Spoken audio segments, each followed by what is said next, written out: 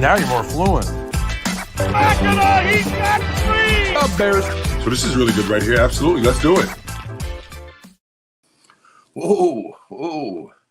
Hey, everybody. Manimal here. Welcome back to a brand new episode of Texas Rangers with the Boys, your one-stop shop for all things Texas Rangers. We're your daily podcast here on the Sports Fluent Network. I'm the 300-pound manimal, Bull, Aaron, whatever you want to call me. Just don't call me late for supper, as my mom would say back in the day. Because if you look at me, you can tell I haven't missed a whole lot of meals. But anyways, that's neither here nor there. Kevin couldn't join us today. Last night we couldn't get together to do the show. So I'm going to do the show here this morning and get you all updated on everything going on with the Texas Rangers, which isn't a ton right at the moment. There are no real moves today on the 40-man or anything like that. Haven't heard anything just yet about Josh Young being brought back off the IL, anything like that. So there's not a ton to talk about today. So we'll kind of get into it. But first, I got to tell everybody about social media for the Texas Rangers with the Boys show. It's TX Rangers WTB. We've also got a website that you can check out, TexasRangersWithTheBoys.com, all one word. We got Kevin on the social medias at Kevin Lee Frazier. He normally spells it, but I don't really know how to spell it, so we won't spell it out today on the show. As for me, you can find me on social media at Manimal Bull on Twitter, Manimal300 on Instagram, and both Facebook and TikTok at Bull Pro. You find me on your favorite platform of the social medias, and we can talk about the Rangers baseball organization. We can go down as far as the Dominican Summer League if you want, and talk about Paulino Santana and Curly Martha and Wolfran Ramirez and some of those young kids if you want to talk about them. But that's we do a thing for that. We have Down on the Farm with the Boys, where Kevin and I talk solely about minor league baseball, one plus hours a week on Sunday nights. We try and get that out, and that's just $1.99 for that special. Down on the Farm with the Boys show. You can check that out on Spotify. You can also check it out on the Sports Fluent Network at Chilltown Hoops, and they've got 3 levels of sponsor, or not sponsorship, but 3 levels that you can acquire by being a member of their subscription-based program. And the third one, you can come on the show with us, and you can talk Rangers minor league, or hey, we might even work it out to where you can just talk Rangers baseball with us on a Texas Rangers with the Boys show. But anyways, that's neither here nor there. The Down on the Farm show, it's a great thing. I look forward to it every week to talk about the minor league guys and what's coming in the future for the Texas Rangers. And they got some really good young pitchers down at the A-ball level that we're keeping an eye on. And lots of stuff going on right now. They've got 7 teams playing baseball right now, and every one of them's got a couple of guys that we're definitely interested in talking about. And speaking of things that we're definitely interested in talking about, that's Matt War Pro Wrestling. And Matt War Pro Wrestling will be back Friday, July 26th at the Southside Preservation Hall in Fort Worth, Texas. It's going to be a big show. I know right now, Brick Savage versus Damo McCullough, the hottest angle in the professional wrestling area. They're going to have a mixed tag match with a mystery partner for Damo McCullough, so we'll see what happens there. We're also going to have Kelly's Onion Burgers out back with some smash burgers. We've got Starry's Ice Cream inside with all the dessert treats. It's going to be July 26th. You're going to want some ice cream. I can guarantee that. And our friends over at Martin House Brewing, they're going to be there with all their craft beer. And if you can prove that you're 21 years of age or older to them, they will give it away to you for free. So join us Friday, July 26th at the Southside Preservation Hall in Fort Worth, Texas for a big time with Matt War Pro Wrestling. So, I think I've gotten through all of the stuff that we normally do. I probably tell people how great I am or whatever, or, I mean, like how good my life is going or whatever, which is mostly lies, but whatever. Just kidding. Just kidding. Everything is as good as it can be for sure. Anyways, Rangers last night, they drop a game to the Baltimore Orioles after being swept by Milwaukee. So they've once that 4-game winning streak has now turned into a 4-game losing streak, and over the course of the last 8 games, the Rangers are a 500 ball club, and a couple of games under 500 over the course of the last 10. So we've gotten to the halfway point. Last night was the official halfway point of the season, game number 81. The Rangers right now. Not a ton of news going on. We're still kind of monitoring Molly and DeGrom and, those guys to see where they're at. Spores is on rehab. We're just waiting for Josh Young to get into a position to where he can come back and feel comfortable playing at the big league level with his wrist. Right now, it's kind of like we're going to get another pitch. Max Scherzer's going again tonight for the Rangers. So you're going to get Max Scherzer again against this Orioles lineup. It's going to be much more of a test than the Royals lineup, which is, that's saying quite a bit. So, but really, as far as injuries go right now, you're just kind of monitoring things. I don't think we talked about it the other night, but Cole Winn did move to the 60-day IL. So his season's basically probably wrapped. If you do see him again, it'll be late in the year, somewhere around the middle of August, probably. So, other than that, I mean, not a ton going on. The other night we talked about, are the Rangers buyers or sellers at the deadline? They've got a lot of pieces that are on 1-year contracts. They've got, or that have 1 year left on their contract. So, most of that starting rotation, Gray, Eovaldi, Heaney, Lorenzen, all on 1-year deals. The bullpen, like Leclerc, is down to his last year. You've got Yates and Robertson that are both on 1 year. So you've got options to deal. We'll see what moves the Rangers make. I mean, all these guys that we just talked about, especially those starting pitchers in Gray and Eovaldi and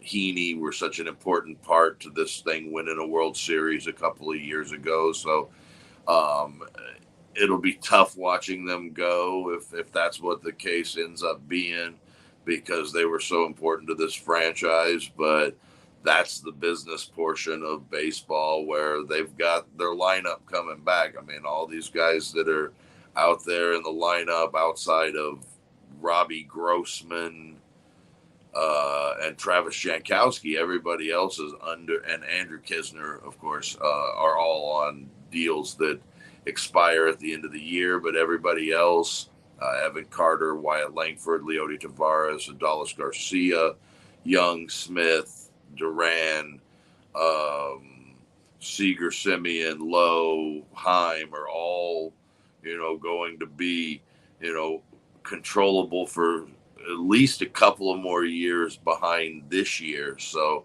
the lineup's all coming back. Right now, it's just going to be an overhaul on pitching, and you decide whether you want to do that in the off season with free agency, or do you want to do that now and restock your farm system, which your farm system definitely took a hit early in the year when you graduate 2 top 5 players off of the prospect list. So, and I mean, I'm not talking 2 top 5 players in their organization. I'm talking about 2 top 5 players in baseball, 2 top 5 prospects in all of baseball. They've graduated those 2 guys Right now they're sitting with just Sebastian Walcott, really thought of as a highly touted prospect, who he's really picked it up in the month of June at Hickory. So that's exciting to see him at 18 years old excelling at the low A level the high A level of minor league baseball.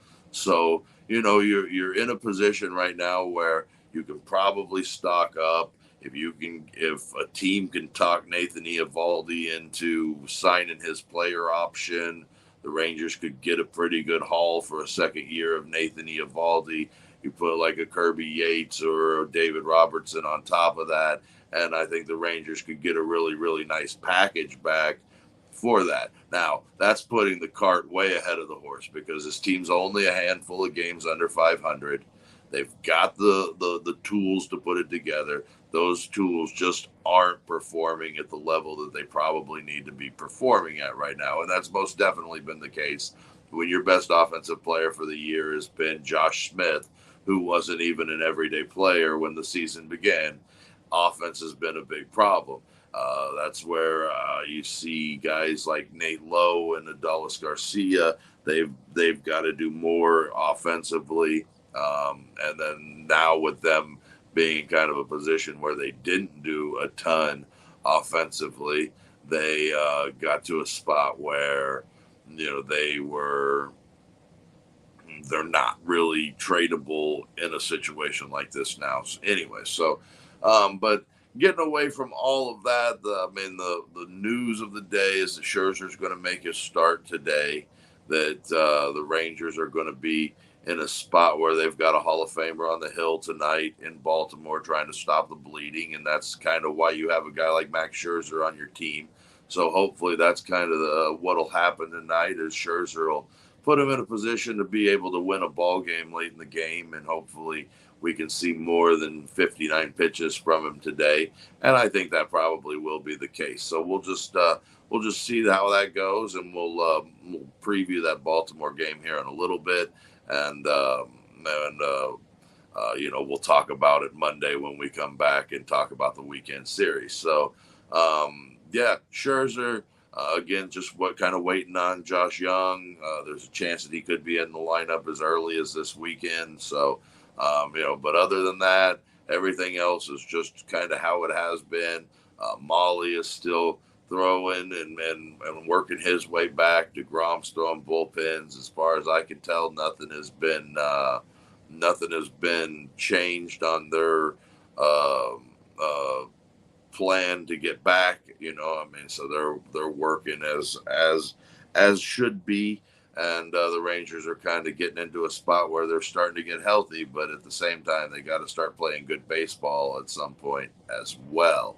So that's really what we got today for Rangers news and notes. But if you want to join us for our Down on the Farm show, you can do that. You can find it on Spotify. You can find it on the Chilltown Hoops Network or the Sports Fluent Network at Chilltown Hoops. And you can subscribe for $1.99 on Spotify, or you can go through the program with Sports Fluent, and you can get all of your Rangers needs in one spot. As for this past couple of weeks with Kevin and I being on vacation, it was tough to get together and get the Down on the Farm show put together. But this weekend we're going to put together, not only I think we're going to do, instead of a top 10 for the week, we're going to do a top 10 for the month of June. And we're going to talk about all the movement that happened within the minor league systems this past couple of weeks while we were gone. So, whatever your favorite platform of listening to podcasts on is, find us on there. It's $1.99 and make us your one-stop shop for all things Texas Rangers. So great project. I think I really do enjoy doing the Texas Rangers or the Down on the Farm with the boys show. It really gets us back to thinking about what the future can be like and where the Rangers are at, and It's a lot of fun to go watch minor league baseball. If you're in the DFW area, Frisco is a wonderful place to watch baseball. If you're south of here in South Texas, Round Rock, San Antonio, Corpus Christi, Sugarland, all have baseball teams. It's all good minor league baseball is good minor league baseball. So, I always like to.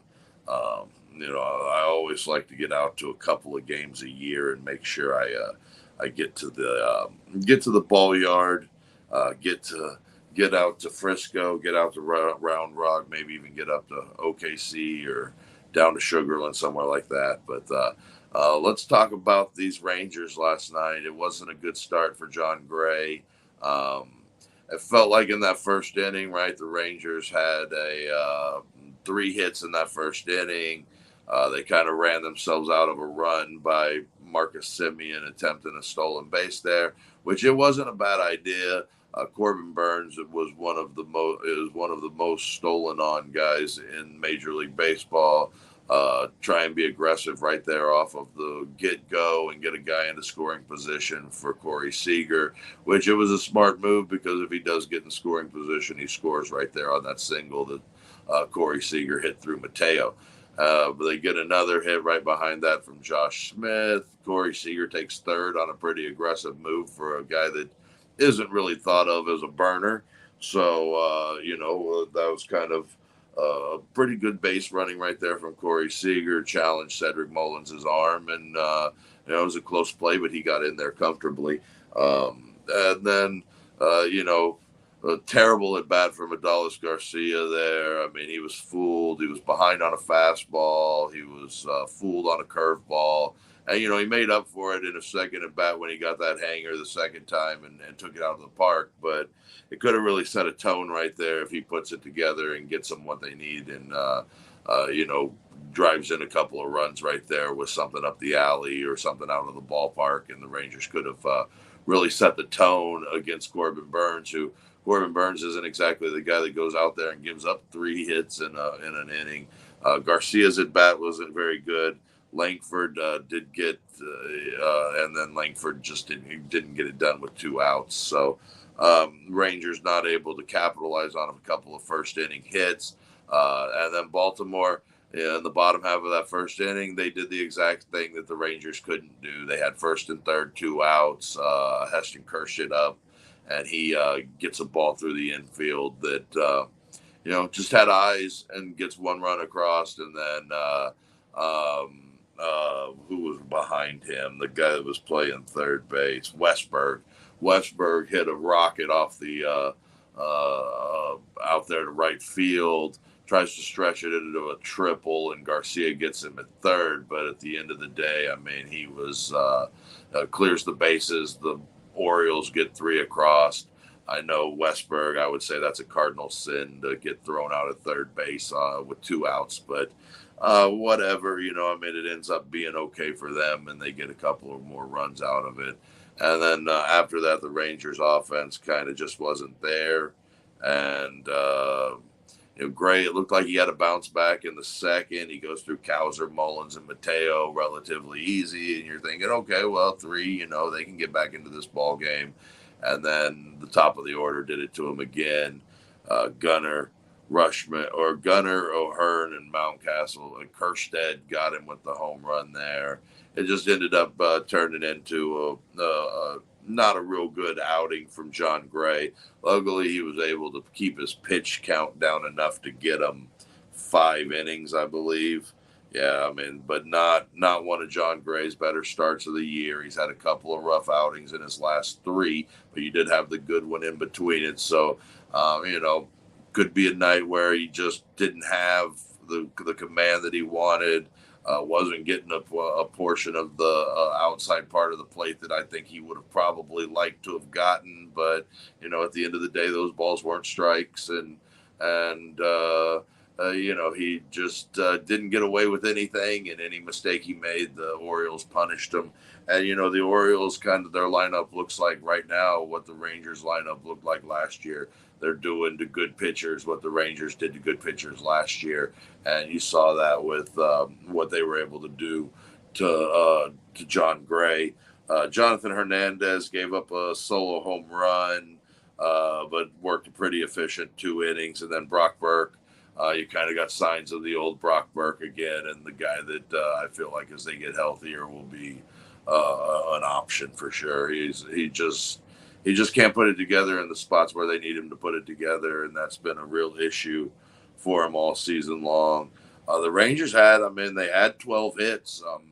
12 hits. I think most of them were against Corbin Burns too. It wasn't like they got to the bullpen and started hitting the ball. Yeah, they had 9 hits on Corbin Burns. They just couldn't piece together any slug, and they couldn't piece together anything whenever they needed a hit.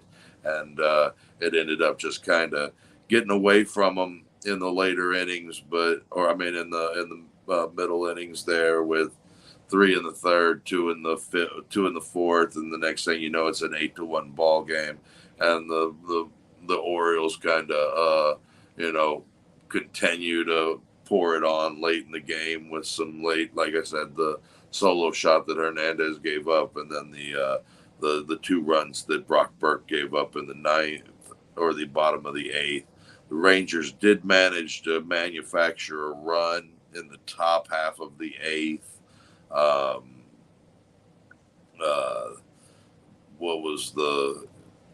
I couldn't even tell you what. I know it started with Josh Smith, but Nathaniel Lowe singled on a 2-out single from Nathaniel Lowe to drive in Josh Smith after a leadoff double. It looked like they were going to kind of scrounge that leadoff double right there, but then Nate Lowe comes up with a 2-out hit to get him on the board there for a second run. But overall, not a real good night for the Rangers. Great thing about baseball is they're going to do it again today, and they still got 81 of these things left for the year, and a lot can happen in 81 games. And just as poorly as they played at certain points during the season this year, there's no reason to believe that they can't play equally as good in that second half. And if things aren't at the point they need to be, you start thinking about what that next move is. And that next move very well could be moving some pieces around, or it could be something as simple as getting a couple of pieces back and the tide turns for them. But we'll just have to keep watching, and that's the great thing about baseball is they're going to play 162 of them, whether your team's good or whether your team's bad. And it only gets more exciting as the off season comes around. So it's not like baseball's ever over. Baseball's always going, and tonight, same case. Right back on it, 6:05 Central Time here in the DFW area. We've got Max Scherzer going for the Rangers, coming off of his first start of the year, 1-0 with a 0 ERA. The Rangers haven't won since his last outing, so hopefully they can turn that thing around this tonight with him on the mound. Albert Suarez is going to go for the Orioles. And let me tell you something, Albert Suarez is having a really unbelievable season. A guy that was cast off from the league, couldn't find a job, was out of the league from 2017, the end of 2017 when he was playing for Bochy and the Giants. And now he's back here with with Baltimore. He's pitching very well. In his starts, he's been pretty good, and 2.70 ERA overall. He does put some base runners on there, but that isn't something that can kill you against the Rangers a lot of the times because they've had such trouble driving runs in. So Albert Suarez could be the type of guy that gives the Rangers some trouble. We'll see what Scherzer brings to the table tonight and see if he's healthy and working through that nerve issue that he's got going on. And I know a lot of that is probably from the back surgery, just residual effects of it. But overall, if he can go, he's going to try and go. And right now we're getting the pleasure of watching Max Scherzer pitch for the Texas Rangers. So enjoy it while you can. I don't have a ton more today. I know it's a little bit short on the show, but at the end of the day, the Rangers, not a lot going on right now, and no need to force the issue when it's just me here debating myself. So that'll do it for me today. Catch us back here Monday. Kevin and I will both be back together for sure here on Monday, and we're looking forward to a big show, talking about 3 big wins from the Texas Rangers this weekend after they after last night's game. But don't forget to check us out on the social medias. TX Rangers WTB. Don't forget to check out our website, TexasRangersWithTheBoys.com, all one word. Check us out on the Sports Fluent Network at Chilltown Hoops on YouTube. And for no one, because Kevin's not here, I'm the 300-pound manimal, and this has been Texas Rangers with the Boys.